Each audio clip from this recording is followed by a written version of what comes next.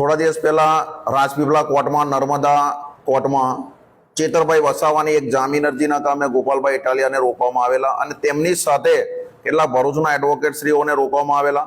તે બાબતના ઘણા બધા વિડીયો પણ વાયરલ થયેલા. તે વિડીયો પરથી સ્પષ્ટપણે એવું જણાઈ આવતું હતું કે ખરેખર વકીલોને કોર્ટ સંકુલમાં જતા રોકવામાં આવેલા છે.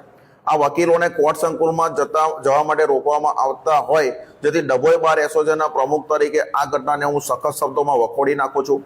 કારણ કે વકીલને કદી પણ કોર્ટમાં જતા ન રોકી શકાય. તે ન્યાય માટે કોઈ પણ વ્યક્તિ માટે તે જઈ શકે છે.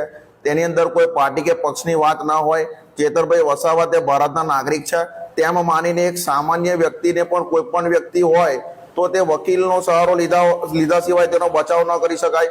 ભારતનું કોન્સ્ટિટ્યુશન બંધારણ એવું છે કે કસાબને પણ વકીલ રોકવાના અધિકારો આપેલા અને એ ભારત સરકારની લોકશાહી છે અને લોકશાહીમાં આપણે જીવનારા અને માનનારા વ્યક્તિઓ છે. હવે પછી જો આવી ઘટના જો ગુજરાતમાં વકીલોને રોકવામાં આવશે કોર્ટમાં જતા, તો સમગ્ર ગુજરાતમાં વકીલોના આંદોલનો શરૂ કરવામાં આવશે.